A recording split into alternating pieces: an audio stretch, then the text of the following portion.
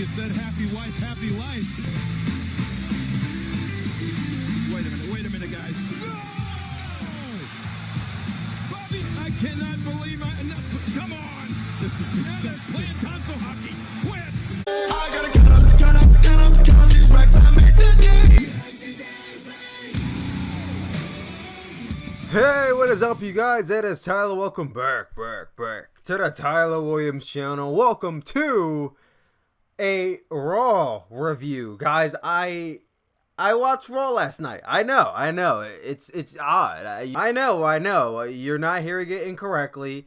Your boy actually watched Monday Night Raw, the season premiere, as they kept telling me over and over and over and over and over again on this show. I swear to God that I felt like I'd never wanted to hear those two words put together ever again after this show was over. That's how fucking annoyed I was at that point.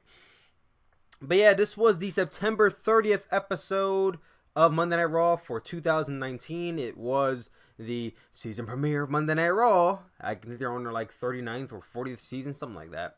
But anyway, this is supposed to be like the 18th new era of Monday Night Raw. It's supposed to be like a new set, a new feel, whatnot. There was a new set, and it was interesting. I don't know if I would say I like it all too much, but it was definitely interesting. It looks like a pay-per-view set for here's what I feel like.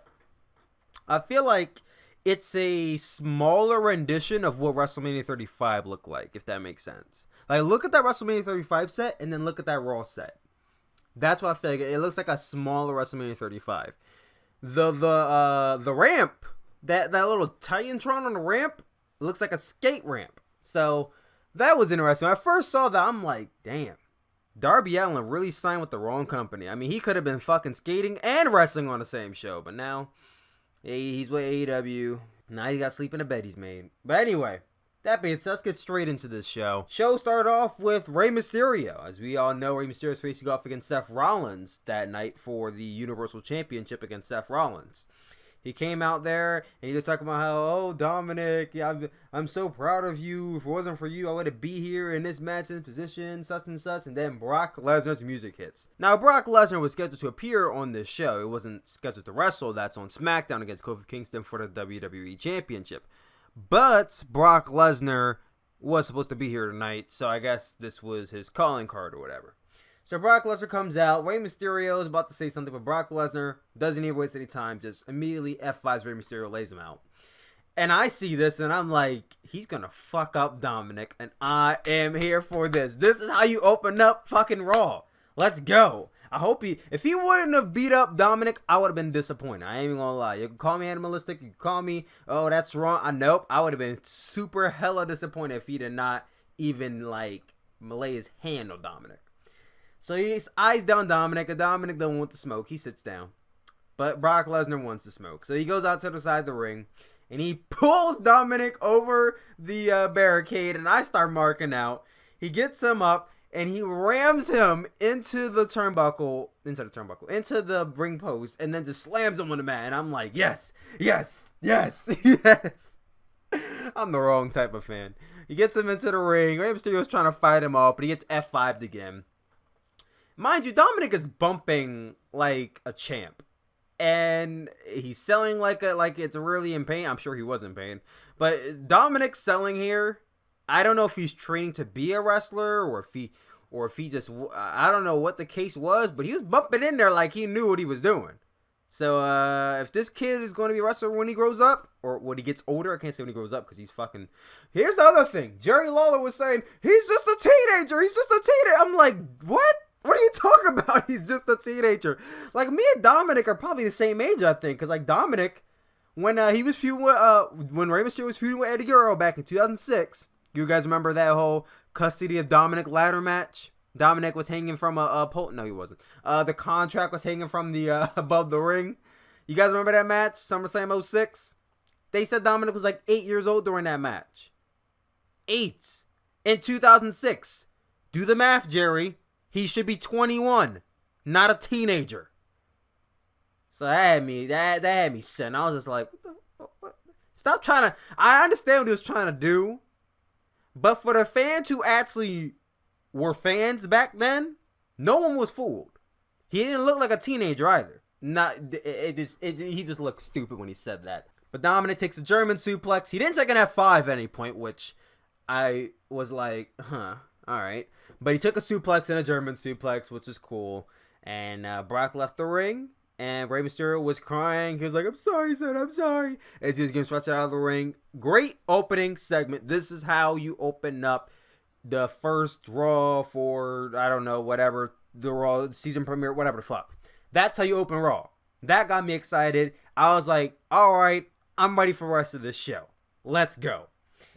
So after that, we get Sasha Banks versus Alexa Bliss. So they keep the ball rolling. I'm like, okay, we end up with that. And we're getting in with this women's match that's supposed to be hyped up or whatever. Sasha, she's facing Becky Lynch at Hell in a Cell versus the one half of the Women's Tag Team Championships. What a trash title that is.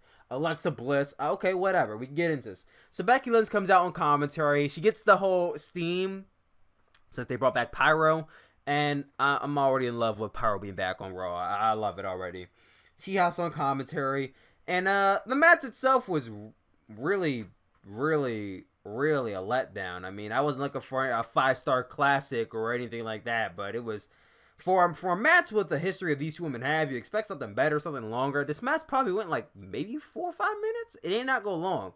And WWE likes to talk about this women's evolution and whatnot, but I feel like the women have regressed ever since Ronda Rousey has injured herself. They've gotten less time. You see less matches. They don't really get. I mean, they get main events. They get that Becky Lynch and Sasha getting a Hell in a Cell match, but the quality of the work of the women and the placement of women in like regular shows just goes to show you just how far they've fallen without Ronda Rousey. I'll just put that in there, and it shows in the end finish of this match because Sasha Banks kicks her in the knee. Kicks her in the knee, rolls her up, and gets the pin. That's it. That's the finish. No bank statement. No freak of the eye. No she faint signaled Bayley. Bayley wasn't there. She's like Bayley. Then kicked her in the knee, rolled her up. I'm like, that's it. That's how you end this match. All right, then I guess that's how we get off of the Brock situation, whatever. So Sasha wins the match. Becky's been taping up her fists ever since the match even started. So she walked down to the ring. Her and Sasha brawl for a little bit. Becky hops on a mic saying, "You made it personal, and I'm gonna make it painful. A Hell in a Cell." Typical WWE jargon, whatever. Sasha Banks won the match. I guess I gotta document the segments that happened with that. So Charlie Caruso and Seth Rollins were backstage. They had a segment. It was typical WWE jargon. I didn't write down anything that they said. Then we got into the next match. Bobby Roode and Dolph Ziggler versus Heavy Machinery for the Raw Tag Team Championships. It was an okay tag team match. It wasn't anything too special. But Heavy Machinery, they're a pretty entertaining tag team. Otis Dozovic was one of the best things about NXT for a while. So seeing him on Raw was pretty cool.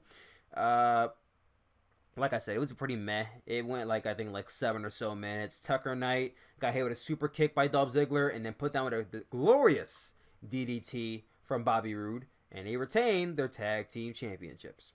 And that was kind of it from there. Then we got to Miz TV. The most must-see.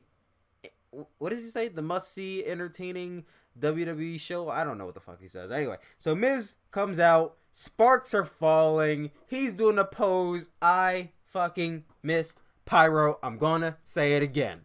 I missed it. We need more of this. It felt like I was watching a pay-per-view entrance the way Miz came out here. It was glorious. Glorious and stuff. So, Miz comes down. He introduces Ric Flair and Hulk Hogan. Hulk Hogan comes out with Jimmy Hart. I marked out for Real American, not for Hulk Hogan. Fuck Hulk Hogan. And I know the crowd cheered him. He was like a homecoming hero or whatever. He did his, well, let me tell you something, brother. I don't give a fuck. Hulk Hogan I will never ever be a fan of Hulk Hogan again. It will just never happen for me personally.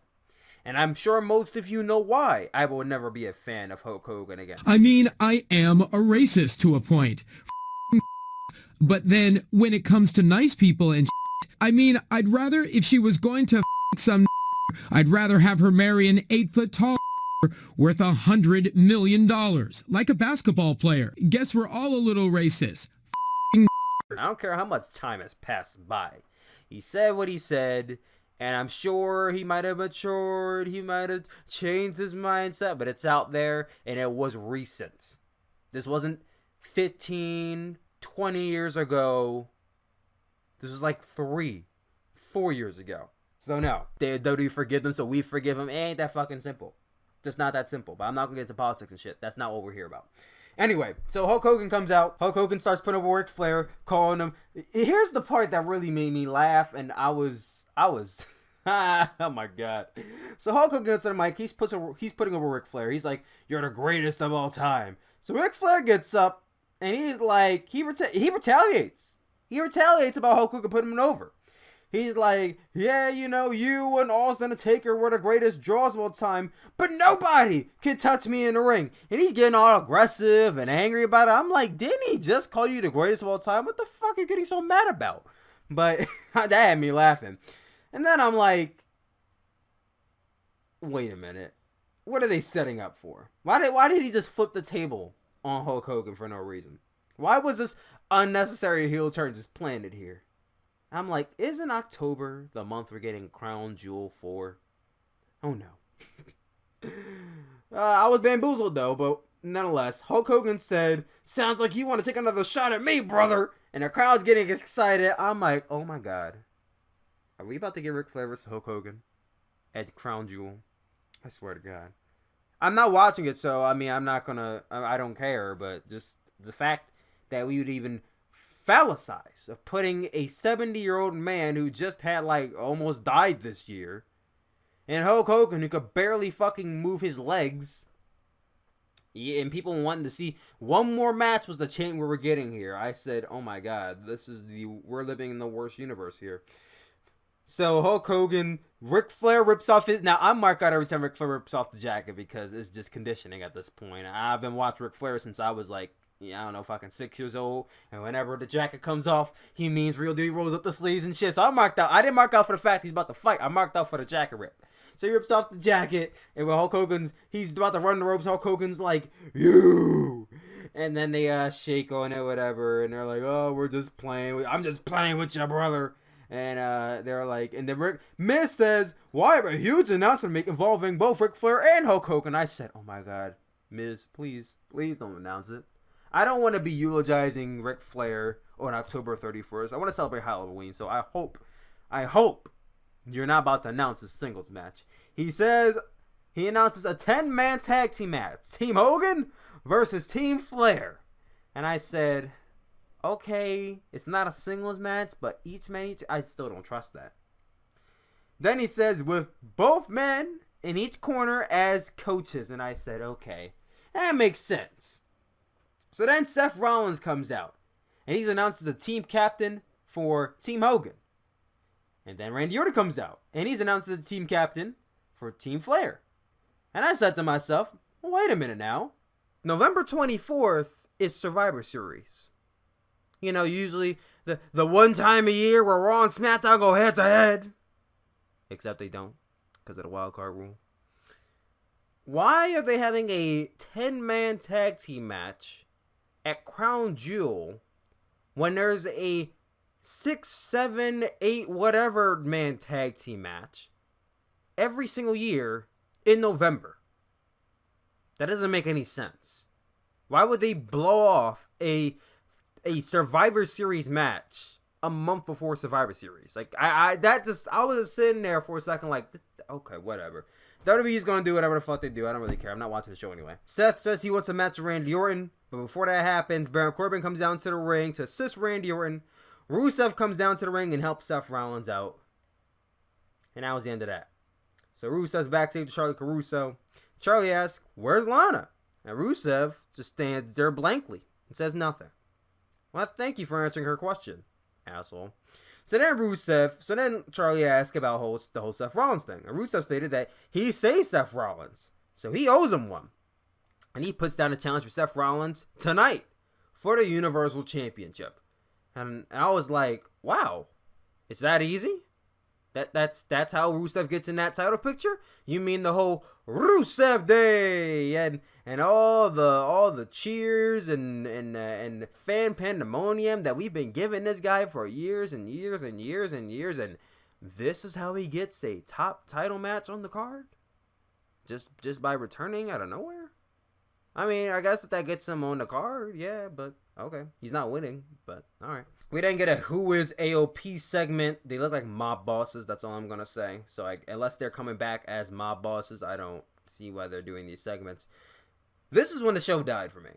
Everything after this point, I was dragging my feet, trying to watch the rest of the show because nothing happened, and it was boring, but I'll continue on. So we had the OC, Luke Gallows and Carl Anderson, versus the Viking Raiders, Hanson and Rowe. I don't know what the hell their names are on Raw, so I'm just going to call Hanson and Rowe because they will always be the War Raiders to me.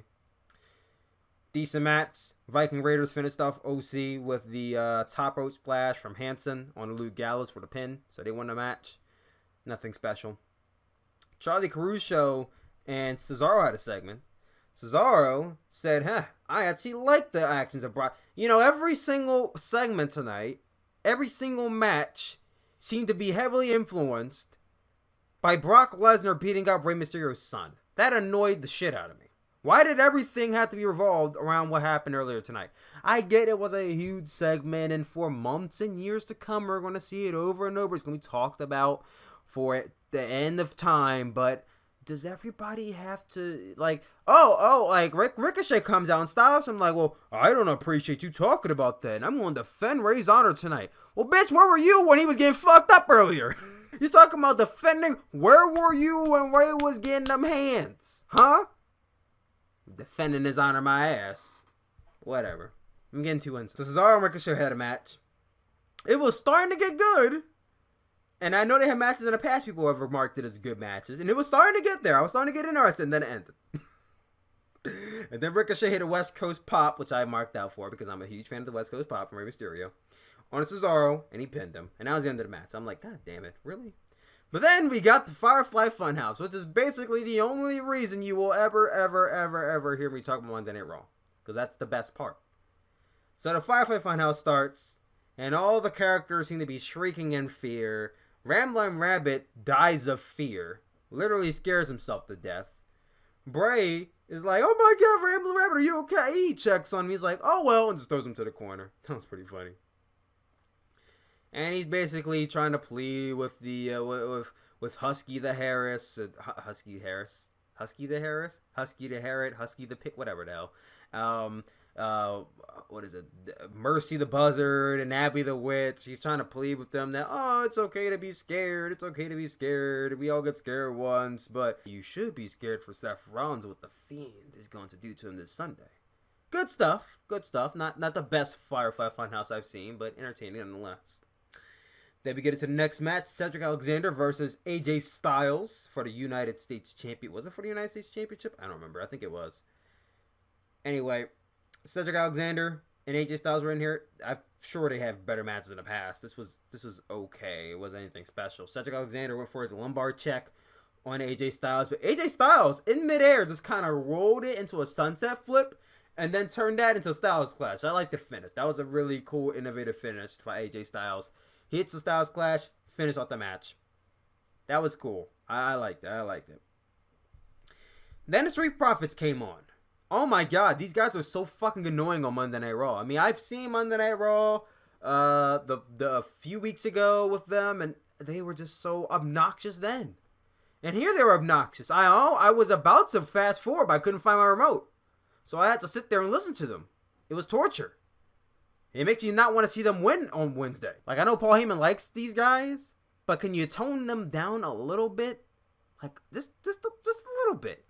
They don't need to be that hype. They don't need to rehash everything I just fucking saw. I don't need them to be the recap guys. I need them to be the Street Profits. That's all I need. That's all I need. We then get Lacey Evans versus Natalya. They had an okay match. That went probably like 3 or so minutes. No, it went a little bit long. I think it went a little bit longer than Sasha and Becky, but I was half-assed paying attention. Lacey Evans poked Natalya in the eye and rolled her up. This is the second roll-up finish for the women tonight, and that was the second only match they had. So yeah, once again, women's evolution, right? She laid Natalya out with a women's right afterwards, and that was the match. Paul Heyman had a backstage segment. I didn't care what he was saying. Charlie Caruso and Maria had a backstage segment. Now this is where it gets juicy. So Maria then tells Charlie that Rusev is not the father of her unborn child. So it wasn't Mike Kanellis, and it wasn't Ricochet, and it's not Rusev. Do any of you really give a fuck about who the father of the child is? Because I'll tell you what, I don't care. I didn't care the first week. I didn't care the second week. I don't care this week. This whole Maury Povich storyline, why would anyone care about any of this? What's the demographic you're targeting with this? I don't even think women care about this storyline. It's soap opera bullshit like this is why I don't watch this show. Exactly why. So limousine is pulling up. And instantly conditioning, I think it's Vince McMahon. Now, he did come out the limo, so that led me to believe it wasn't him. And I'm like, maybe it's John Morrison, because he signed with WWE. I'm down for John Morrison interrupting the main event. All right. And I think it was Dio Madden, who was on commentary. Commentary was fine. I think Vic Joseph and Dio Madden need a little bit more time to get used to things. I didn't really hear Dio talking that much tonight. And the chemistry between him and Vic Joseph on 205 Live, it was not really there all too much on Raw. It was mainly dominated by Jerry Lawler the whole time. So Dio Madden's like, who could this be on the season premiere of Monday Night Raw? And I say, if these fuckers say the season premiere of Monday Night Raw one more time, I swear to God, I'm turning this show off early. It had to be the 20th time they've said this the whole show. Maybe even more. I don't know. I wasn't counting. But then we get to the main event. Seth Rollins versus Rusev for the Universal Championship. King Corbin and Randy Orton were lurking on the ramp. I saw a clip on Twitter that King Corbin originally was sitting on the throne before while they're on commercial break, and the throne broke. And you just see that it's just this sight of Randy Orton laughing as Baron Corbin's just sitting there like, what the fuck am I supposed to do? Which is why the thumbnail looks like that. It was just Randy Orton and King Corbin kind of laughing. They were also laughing earlier at the segment, the main event, which I don't blame them for. So we get into the match. The match is alright. But what happened during the match is what I want to talk about. So Bobby Lashley returns. I guess he was in the limo. Bobby Lashley comes down to the ramp, and he points to the ramp 3 times. The first 2 times, no one came out. So I guess she missed her cue. But then, out comes Lana. So that answers her question. Now we know where Lana is. Lana comes out with Bobby Lashley. Rusev's just standing in the middle of the ring just watching this whole thing. Lana comes out, and she grabs the hand of Bobby Lashley. And I said, oh, okay. So then, they hug. Then they look at Rusev. Rusev's just standing there, befuddled. And then they start kissing. And it's just a few small pecks. Rusev looks confused. What's going on here? I don't understand. So they look at him again. And it's just a minute and a half of them panning back and forth between Rusev and Bobby Lashley and Lana. Bobby Lashley now slobbing down Rusev's wife right in front of him. And Rusev is just standing there, confused, befuddled, looking dumb as fuck. And I was like, if any burial they tried for Rusev did not work, this is it. This is it. The fact that you stood there and watched your wife get basically dicked down by another man and you did nothing, that shows that you are not a real man. And in that fact, people lose respect in you. So I don't care if this is part of some long, elaborate storyline, which I'm sure it's not. But I'm almost convinced that WWE just fucking hates Rusev. I don't know why they hate him so much, but they hate this guy. I don't know what he did in the past. Marry Lana, I guess, but I don't know what he did for him to deserve this treatment. And I know he and Lana had to agree to it, because otherwise it's fucked up.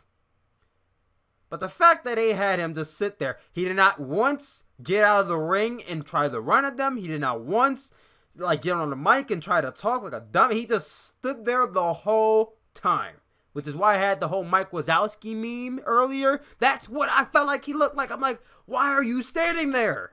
If it was me, first of all, homie would have got some hands.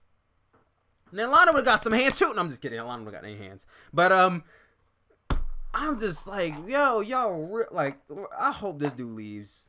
For real. If he re-signs with WWE, Rusev is a dumbass, and I will never, ever, ever, for the entire time I watch wrestling, feel bad about any way they treat him if he re-signs with them. That's just it. That is just it. I thought Mike Kanellis was bad. Now, Mike Kanellis is bad. What's up with Paul Heyman booking these fucking storylines? Can we talk about this? First, Mike Kanellis is a bitch. He lets his wife talk to him however the hell she wants without checking her. He lets her sleep around with a bunch of men. Don't even know who the hell his unborn son. It's not his son, apparently. Who knocked up his wife. It's a whodunit game. Who the hell knocked up my wife? And then he's chasing around his 24/7 title. He pinned his wife, who was getting a pap smear. I don't know what the hell she was getting. Pinned his wife to win a green belt that means nothing.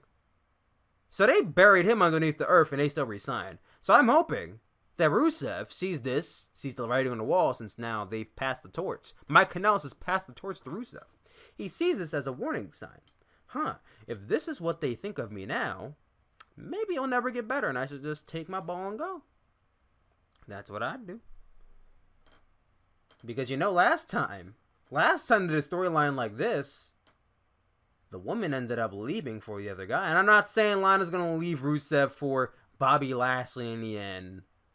But I'm just saying, Edge and Lita were a thing all because Matt Hardy agreed to the storyline. So,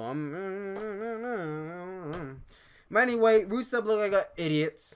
Then The Fiend came out. And The Fiend, as much as I wanted to believe he saved this segment, the fact that he threw The Fiend out there after the whole makeout thing, that did not help matters at all. They could not save that segment. They could not save the end of the show. The Fiend choked out Seth Rollins to end this show. How do you start off hot and end with a dumpster fire? I'll never know. And if you guys are wondering why I don't watch Raw, that is exactly why. And that is it, guys. Thank you for watching this review of Monday Night Raw. I promise you, I will not be watching next week or the week after because I'm just not that. I can't deal with that shit. I don't know how you guys deal. I'm going to go right back to watching New Japan and AEW and NXT. And we'll see how SmackDown goes this Friday. But that was the first of many reviews you will see this week. We got GCW Curtain Call. We got Impact tonight. Then we got NXT and AEW on Wednesday. On Thursday, I guess I could try to fit in the Curtain Call review. I'm not too sure. Friday, we have SmackDown. And Sunday, Hell in a Cell. What a time to be alive. Thank you all for watching this review. I love you as always, and I will see you all later. Peace out, guys.